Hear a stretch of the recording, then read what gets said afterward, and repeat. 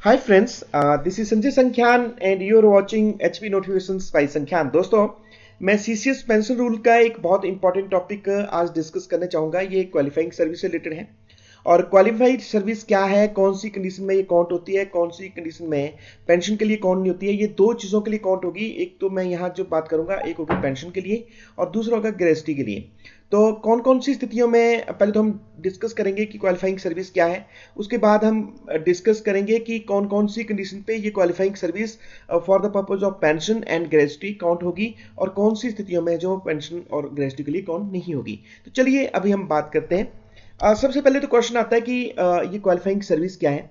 Qualifying service ऐसी वो service है जब वाइल ऑन ड्यूटी जो सर्विस रेंडर करी है गवर्नमेंट एम्प्लॉय ने, ये और अदरवाइज, ये अदरवाइज भी मैं बात करूंगा। ये केवल स्थितियां ऐसी होती हैं कि जब आप ड्यूटी पे नहीं हैं, इवन देन ये जो है वो काउंट कर जाती है एज ए क्वालिफाइंग सर्विस। वो कुछ एक स्पेशल सर्कमस्टांसेस रहते हैं, उसमें भी हम जो है वो चर्चा करेंगे। उसके बाद ये जो क्वालिफाइंग सर्विस कब स्टार्ट होती है, जिस दिन गवर्नमेंट एम्प्लॉइज ने पहली अपनी ड्यूटी पे या पहली अपनी अपॉइंटमेंट पे ज्वाइनिंग दी है, उसी डेट से ये क्वालिफाइंग सर्विस काउंट होती है। और बट इसमें कंडीशंस ये बताई गई कि प्रोवाइडेड दैट जो ये सर्विस है till date from the date of first joining to date of retirement, ये सारी की सारी काउंट होगी। बट ये है बीच में कहीं इंटरप्ट नहीं होनी चाहिए, it should not interrupted. Number दो, जो बॉयज सर्विस है, बॉयज सर्विस क्या होता है कि मिलिट्री में 18 ईयर से कम भी लड़के जो है वो मिलिट्री में जा सकते हैं। बट यहाँ सिविल पर्पस के लिए ये जो है वो बॉयज सर्विस काउंट नहीं होती। मीन्स 18 साल से पहले की जो अगर कोई रेगुलर अपॉइंटमेंट में लगे हैं तो वो काउंट नहीं होगी। थर्ड वन, बट मिलिट्री में अगर 18 साल से कम पे भी किसी लड़के की अपॉइंटमेंट हुई है, जिसे हम बॉयज सर्विस बोलते हैं, तो वो काउंट होगी। और उसके बाद हम बात करते हैं कि conditions to which service qualify, कौन सी कंडीशंस हैं। कंडीशंस ये है कि देखो, एक तो गवर्नमेंट डिपार्टमेंट में उसकी सर्विस होनी चाहिए और दूसरी पेंशनेबल एस्टेब्लिशमेंट में होनी चाहिए। क्योंकि गवर्नमेंट में अगर मैं स्टेट गवर्नमेंट की बात करूं हिमाचल प्रदेश की, तो 15/5/2003 के बाद चाहे वो गवर्नमेंट डिपार्टमेंट भी है, एचपी स्टेट गवर्नमेंट में भी है, तब भी पेंशनेबल नहीं है। और दूसरा, अगर मैं सेंटर की बात करूं तो 1/1/2004 के बाद वो पेंशनेबल एस्टेब्लिशमेंट में नहीं आते, तो वहां पे वो काउंट नहीं होगी for the purpose of pension. But बाकी केसेस में क्या है कि service shall not qualify unless his duty and pay are regulated by the government. Means उसकी ये जो ड्यूटी एंड पे, ड्यूटी जो करी है, उसकी जो पे है वो कहाँ से निकलनी चाहिए, गवर्नमेंट के सरकारी खजाने से। और गवर्नमेंट का सरकारी खजाना कौन सा होता है, from his consolidated fund of state या कंसोलिडेटेड फंड ऑफ सेंटर। फिर सर्विस को इन्होंने डिफाइन किया है। Service means service under the government and paid from the consolidated fund of India और local fund administered by the government, but does not include service in non pensionable establishment. मैंने बोला कि अगर non pension, चाहे वो state government से या central government के एक्सेक्टर से भी पेमेंट जा रही है, बट अगर वो नॉन पेंशनेबल एस्टेब्लिशमेंट में है, तब ये काउंट नहीं होगी for the purpose of pension. अब ये कुछ एक सिनेरियो है, कुछ एक कंडीशंस हैं, अलग अलग हम सर्कमस्टांसेस देखेंगे कि क्या उन पे जो पेंशन और ग्रेजुटी के लिए ये क्वालिफाइंग सर्विस काउंट होती है नहीं। कौन कौन से हम डिस्कस करेंगे। हम पहले बात करेंगे जब गवर्नमेंट एम्प्लॉय प्रोविजन पे पीरियड पे है और reemployed in civil service. Means पहले सिविल सर्विस में ही थे और उसके बाद यहाँ दो सिनेरियो रहते हैं कि पहले मिलिट्री में थे, मिलिट्री की नौकरी वहां से रिटायरमेंट आने के बाद सिविल में चले जाते हैं, नंबर एक।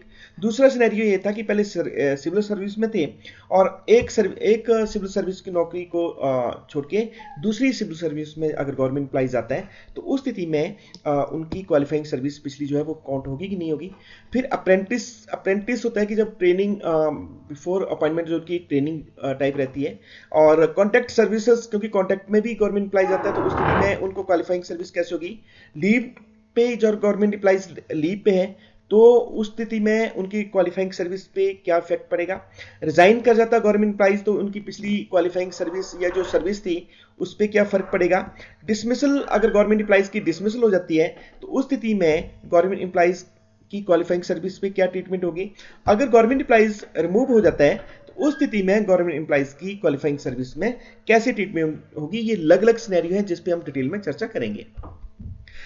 देखिए, सबसे पहला मैं केस लेता हूं कि जब गवर्नमेंट एम्प्लॉय प्रोबेशन पे है। प्रोबेशन आपको पता है कि 2 ईयर तक रहते हैं, बट अब ये सारी की सारी काउंट होती है as a qualifying service. But ये जो प्रोबेशन पीरियड है it should followed by the confirmation, means probation period के बाद गवर्नमेंट एम्प्लॉइज कंफर्म हो जाना चाहिए। नंबर दूसरा scenario, count of service as apprentice, means जब गवर्नमेंट एम्प्लॉय अप्रेंटिस पे होता है, जब किसी ने अगर अप्रेंटिस सर्विस करी है तो it shall not count as qualifying service except in SCS apprentice in the Indian audit and, ये स्पेशल उनके लिए अगर अप्रेंटिस में तब तो काउंट होती है। अदरवाइज अप्रेंटिस अगर किसने अप्रेंटिस कर रखी है तो it doesn't count as a qualifying service for the purpose of pension and gratuity. Third, अब हम बात करेंगे कि जो कॉन्ट्रैक्ट पे अगर कोई गवर्नमेंट एम्प्लॉइज है तो कौन होता है या नहीं, ये मैं आपको यहाँ हिमाचल प्रदेश की सिनेरियो की बात करूँ तो यहाँ ये रूल एप्लीकेबल नहीं है। बट थ्योरेटिकली अगर आप एग्जामिनेशन पॉइंट ऑफ व्यू से तैयारी कर रहे हैं तो आपको इसको पता होना चाहिए। तो इसमें बताया गया है कि कोई गवर्नमेंट एम्प्लॉइज पहले इनिशियली उसकी अगेंस्ट में होती है कॉन्ट्रैक्ट पे, और उसके बाद वो रेगुलर हो जाते हैं तो सेम पोस्ट पे। तो उस स्थिति में उसके पास गवर्नमेंट एम्प्लॉय के पास 2 ऑप्शन रहती है कि या तो वो to retain the government contribution in the contributory provident fund with interest, means जो उनके पास कंट्रीब्यूटरी प्रोविडेंट फंड में पैसा था उसको अपने पास रख लें, या फिर उसको जो प्रोविडेंट फंड था उनका उसको अपने पास ना रख के उसको रिफंड करने की भी ऑप्शन रहती है कि गवर्नमेंट को उसको रिफंड कर दें, और तब जो है वो पिछली जो कॉन्ट्रैक्ट सर्विस है वो काउंट हो सकती है।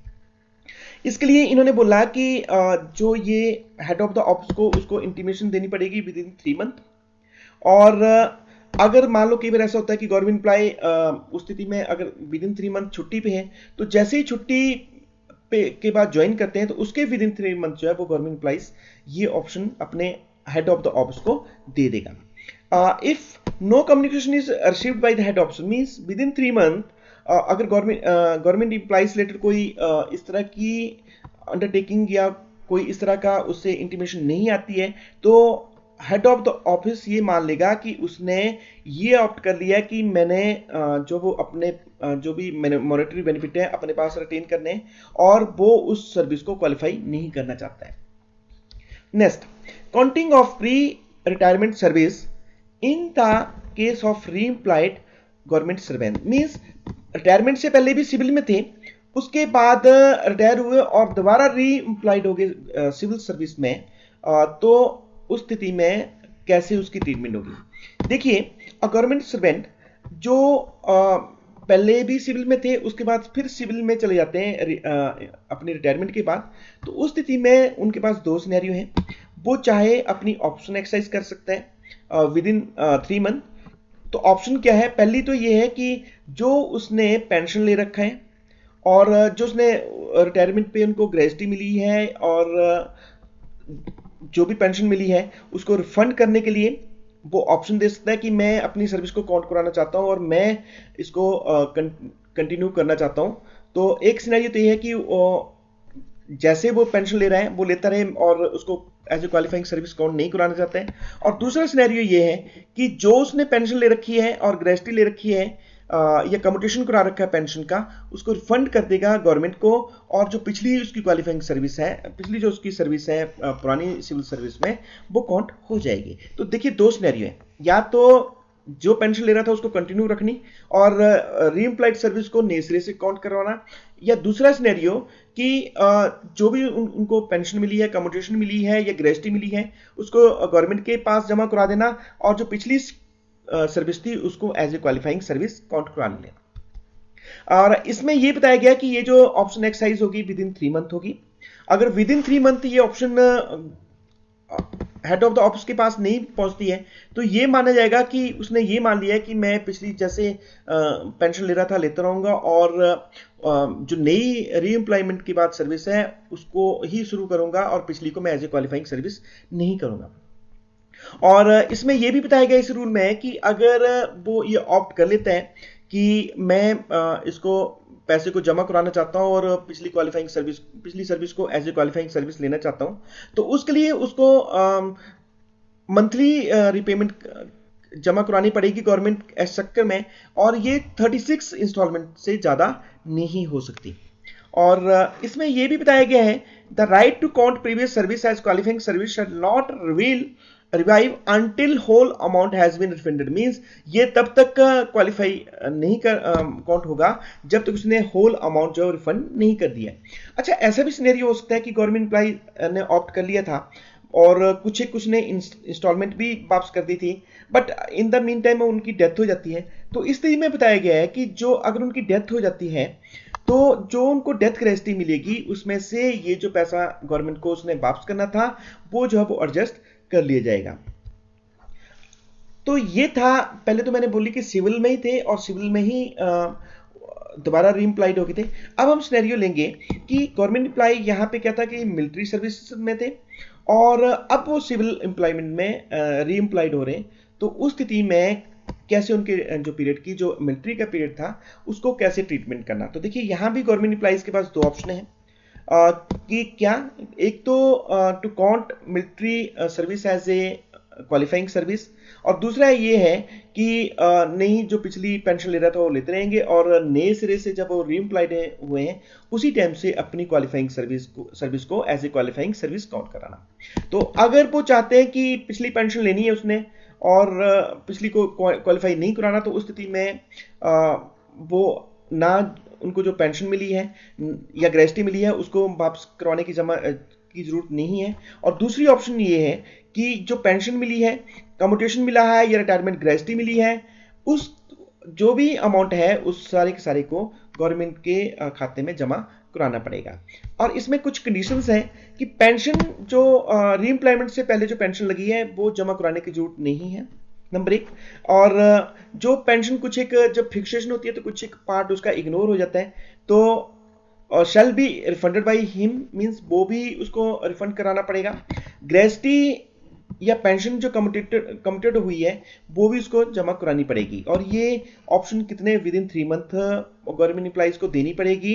और वो अगर ऑप्शन एक्सरसाइज नहीं करता, मींस ऑप्शन नहीं देता, तो ये माना जाएगा कि इसने ऑप्ट नहीं किया है और जो पहले पेंशन ले रहे थे मिलिट्री की वो लेते रहेंगे और उसके बाद रीएम्प्लॉयमेंट के बाद से ही उसकी क्वालिफाइंग सर्विस काउंट होगी। उसके बाद ये भी बताया गया है कि ये जो अगर वो ऑप्शन ले लेता है कि मैंने इसको रिफंड करना है पैसे को, तो 36 इंस्टॉलमेंट में से ज़्यादा इसको जमा नहीं करा सकता। मींस मंथली इंस्टॉलमेंट देनी पड़ेगी but installment should not be more than 36।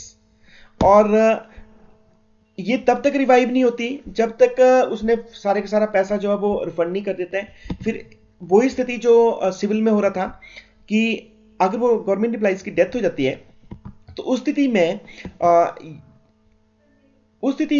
Government employees की डेथ के बाद जो उसको डेथ ग्रेच्युटी मिलती है वहां से ये पैसा जो वो रिकवर कर लिया जाएगा। उसके बाद नेक्स्ट में कंडीशन ले रहा हूं कि अप्रेंटिस, मींस अगर वो कोई गवर्नमेंट एम्प्लॉय रेगुलर अपॉइंटमेंट से पहले अप्रेंटिस में थे, तो ये जो उसके अप्रेंटिस का पीरियड है it shall not be treated as qualifying service. Next, अब हम बात करेंगे कि period spent on leave, means जब गवर्नमेंट एम्प्लॉय क्योंकि छुट्टी पे भी जाते हैं तो उस स्थिति में क्योंकि वो उस टाइम जब ड्यूटी पे टेक्निकली ड्यूटी पे नहीं थे, तो उस स्थिति में उनका पीरियड कैसे क्वालिफाई होगा। तो इन्होंने बताया कि all period for which leave salary is paid for the leaves shall be count as qualifying service. Means अगर छुट्टी पे गवर्नमेंट एम्प्लॉय और उनको लीव सैलरी दी जा रही है तो उस स्थिति में गवर्नमेंट एम्प्लॉइज को जो वो लीव सैलरी जब मिल रही है तो क्वालिफाइंग सर्विस उस पीरियड की मिलेगी। अब देखिए EUL mean extra ordinary leave में दो सिनेरियो रहते हैं। एक तो ये है कि वो मेडिकल सर्टिफिकेट पे गवर्नमेंट एम्प्लॉइज किया है और दूसरा सिनेरियो क्या है कि वो बिना मेडिकल सर्टिफिकेट पे गए हैं। तो हम उन्हीं तीनों स्थितियों को हम यहाँ पे डिस्कस करेंगे। अगर मान लीजिए पहला सिनेरियो ये है कि government employees extra ordinary leave पे चले गए हैं और वो कुछ एक पीरियड है और जो एक्स्ट्रा ऑर्डिनरी लीव का विदाउट मेडिकल, पहले तो लेते हैं हम सिनेरियो की मेडिकल सर्टिफिकेट पे, अगर मेडिकल सर्टिफिकेट पे है तो वो काउंट करेगा एज ए क्वालिफाइंग सर्विस। दूसरा सिनेरियो कि अगर government employees without medical certificate पे गया हुआ है तो वो क्वालिफाई नहीं करता है। और तीसरा सिनेरियो कि EOL granted for prosecuting higher technical or scientific study shall also qualify as a qualifying service। अब नेक्स्ट सिनेरियो में ले रहा हूं कि सस्पेंशन पे पीरियड कैसे ट्रीट होगा। तो जब सस्पेंशन गवर्नमेंट एम्प्लॉइज की होगी तो उसमें दो सिनेरियो हो सकते हैं। जब इंक्वायरी प्रॉपर्ली आपको होता है, जब सस्पेंशन होगी तो उसके बाद इंक्वायरी बैठती है, तो अगर इंक्वायरी में वो फुली एक्सोनरेटेड हो जाते हैं तो उस स्थिति में जो पीरियड सस्पेंशन का पीरियड है वो सारा सारा क्वालिफाई करेगा एज ए क्वालिफाइंग सर्विस। और अगर फुली एक्सोनरेटेड नहीं होते हैं तो जो फिर डिसाइड करेगा, फिर हम पीरियड को डिसाइड करेंगे as per judgement of the disciplinary authority कि उन्होंने क्या बोला है। और स्पेसिफिकली ऑर्डरों में उनको लिखना पड़ता है कि द पीरियड शैल क्वालिफाई और नॉट क्वालिफाई, जो भी उनके ऑर्डरों में लिखा होगा फाइनल जजमेंट में वैसे ही पीरियड सस्पेंशन की पीरियड की ट्रीटमेंट होगी अगर फुली एक्सोनरेटेड नहीं है।